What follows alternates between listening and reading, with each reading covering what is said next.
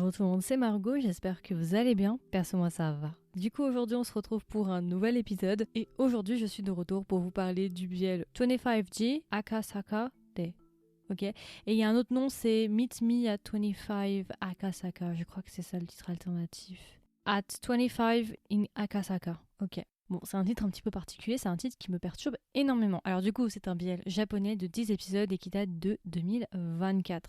Là, comme ça, je le vois surtout en anglais, en sous-titrage au moment où j'enregistre. Peut-être qu'il y a des fansubs. Alors si vous avez des sites fansubs que vous connaissez bien, n'hésitez pas peut-être à vous renseigner. Et puis peut-être qu'au moment où l'épisode sortira, peut-être que ce sera traduit en VOSTFR, ouais. Et pour le moment, c'est pas le cas. C'est que en anglais pour le moment, en tout cas. Ah oui, il est sur Gaga Olala. Comment je l'ai découvert? Il y a pas longtemps, je sais pas si, voilà. Au moment où j'enregistre, c'est un petit peu la dèche niveau J-drama, on va pas se mentir. Et du coup, j'ai demandé il y a pas longtemps sur TikTok et Instagram de me donner des recommandations J-drama si vous en aviez de 2024, simplement parce que j'arrivais pas à trouver des choses intéressantes et vous m'en avez donné une tonne. Et du coup, dans cette sélection-là, vous m'avez donné justement 25G Akasaka Day. Par curiosité, j'y suis allée et du coup, si j'en parle aujourd'hui, c'est qu'il y a quelque chose à dire.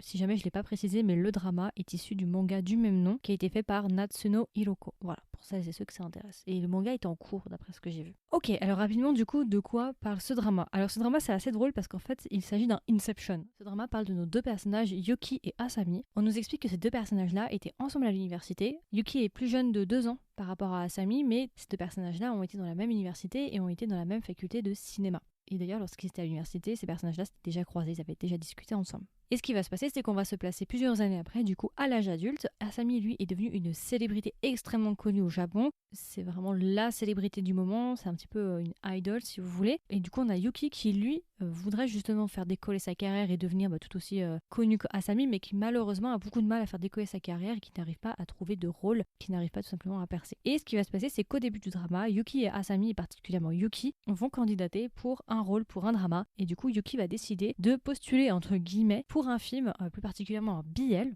Et contre toute attente, Yuki va se faire caster pour un des personnages principaux de ce BL-là. Si c'était que ça serait pas si drôle. Sauf que Yuki va vite découvrir en fait que son co-acteur, la personne avec qui il va devoir jouer un couple, c'est Asami, du coup, son camarade de classe de l'université. Donc ces deux personnages-là, du coup, vont être amenés à se retrouver à nouveau et cette fois-ci à jouer dans un drama. Donc c'est assez drôle parce que du coup, c'est un drama dans un drama. Dans le drama, du coup, ils doivent jouer un couple. Ils sont censés tourner un drama, donc qui est un BL. Et ils sont censés jouer le couple qui est dans ce biais-là. Et du coup, ce qui va se passer, c'est que malheureusement, contrairement à Asami, Yuki, lui, a très peu d'expérience dans le jeu, dans l'acting. Et justement, Yuki va avoir pas mal d'inquiétudes par rapport à ça. Il va nous expliquer qu'il va avoir beaucoup de mal à s'identifier au personnage, tout simplement parce qu'il n'a jamais été amoureux de sa vie. Et justement, il va en discuter avec Asami. Il va justement lui expliquer ce problème-là et Asami va lui proposer petite solution. Le monsieur est malin, hein. Il va lui dire bon, au lieu que t'ailles essayer de coucher à droite à gauche avec n'importe qui pour essayer d'avoir soi-disant de l'expérience ou de l'inspiration pour ton rôle, pourquoi est-ce que tu ne sortirais pas plutôt avec moi? Et ce que je te propose, c'est que toutes les scènes qu'on est censé avoir de couple dans le drama, on les répète dans la vraie vie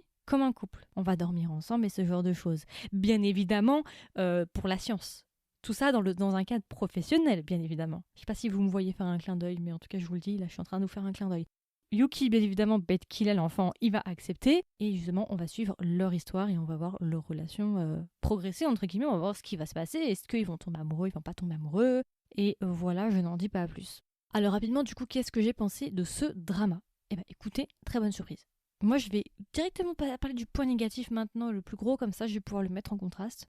Je dois vous avouer qu'au début, j'étais très mitigée par rapport à ce drama et j'ai failli le drop.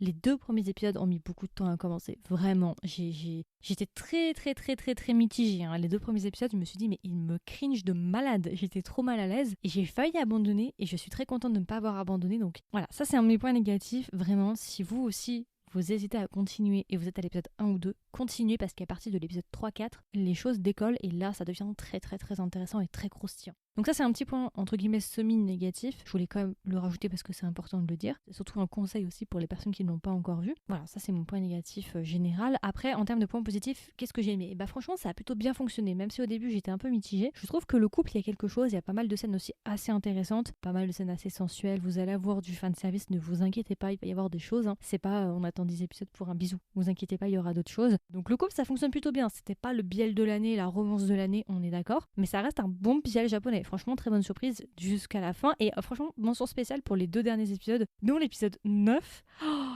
l'épisode 9, non, franchement, vous nous avez régalé, le Japon, vous nous avez régalé. Vous avez fait croquer les potes. L'épisode 9, il était intense. Franchement, il y avait des scènes, j'ai arrêté de respirer. Franchement, merci le Japon. Le couple fonctionne plutôt bien. L'histoire est assez intéressante parce que du coup, là, on a le behind the scene de comment est fait un drama. Du coup, vraiment, on va vous montrer, tu vois, il y a certaines scènes. Par exemple, les scènes de nude, comment est-ce qu'elles sont faites, les scènes interdites au moins de 18 ans dans les dramas. Bah là, alors je dis pas que c'est réaliste à 100%, c'est très, entre guillemets, fidèle et c'était un portrait fidèle à la réalité de comment ça se passe sur un tournage. Mais en tout cas, ils ont essayé de faire quelque chose. Et on a déjà une vision un petit peu de comment c'est tourné, ce genre de choses. Donc ça, j'ai beaucoup aimé. Les personnages secondaires sont assez intéressants. Après, ils sont pas non plus là, ils sont pas non plus transcendants. Ils ont pas eu non plus un développement très transcendant, mais ils ont leur utilité, on va dire ça comme ça. Et j'ai bien aimé, tout est dans le détail. Pour le couple principal, regardez bien les détails, les regards et tout, parce que c'est super important. Et non, il y a une petite subtilité que j'ai bien aimée, et franchement, le couple est plutôt sympa.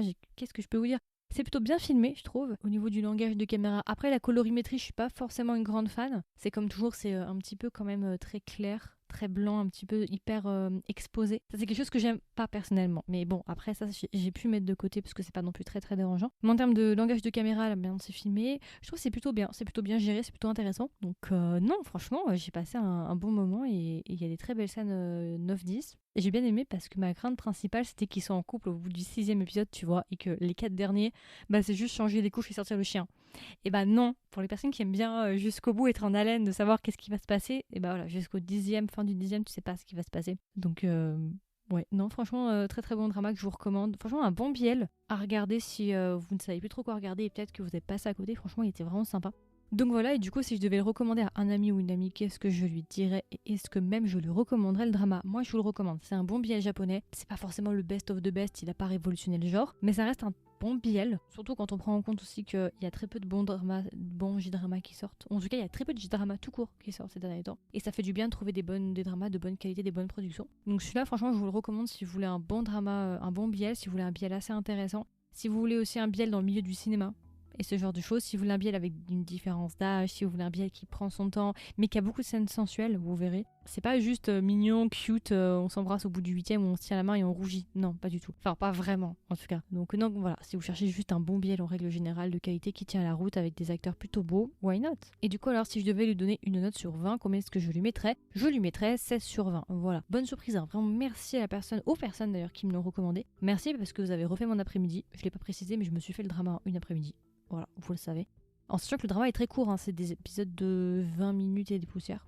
Donc, non, ça se regarde très très rapidement. Donc voilà, écoutez, c'est à peu près tout. Je pense que j'ai fait le tour. Hein. C'était mon review extrêmement court, mais assez positif sur ce BL. Comme d'habitude, n'hésitez pas à me donner vos retours. Est-ce que vous l'avez vu? Si vous l'avez vu, est-ce que vous l'avez aimé ou vous ne l'avez pas aimé? Si vous ne l'avez pas encore vu, est-ce que vous comptez le voir et lui laisser une chance? N'hésitez pas à me dire ça. Il y aura une section commentaires si vous m'écoutez sur Spotify et ou si vous m'écoutez aussi sur YouTube. Si jamais vous voulez être au courant de mes dernières sorties et recevoir une notification, n'hésitez pas à vous abonner sur votre plateforme d'écoute préférée. Donc je sais qu'il est possible de le faire sur Spotify, Apple Podcasts et YouTube, ça c'est sûr. Après avoir pour les autres, peut-être Deezer aussi c'est possible. Si jamais aussi vous voulez m'aider et me soutenir, ça aussi c'est très important, n'hésitez pas à me laisser une note sur votre plateforme d'écoute préférée. Généralement ça consiste à choisir un nombre d'étoiles, sauf sur Apple Podcasts où on peut aussi laisser un commentaire, un peu comme un review sur Google par exemple. C'est un peu pareil. Ça me fait très plaisir, hein. J'aime bien lire vos commentaires sur Apple Podcast quand vous en mettez genre...